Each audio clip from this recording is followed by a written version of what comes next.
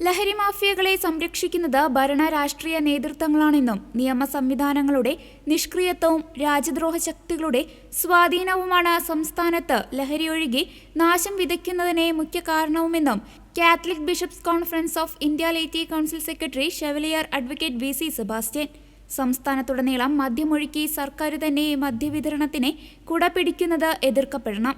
കലാലയങ്ങളിൽ രാഷ്ട്രീയ നേതൃത്വങ്ങളുടെ പിന്തുണയോടെ വിദ്യാർത്ഥി സംഘടനാ നേതാക്കൾ ലഹരി വിതരണത്തിന്റെ മൊത്ത കച്ചവടക്കാരായി മാറിയിരിക്കുന്നത് ഞെട്ടലുളവാക്കുന്നു.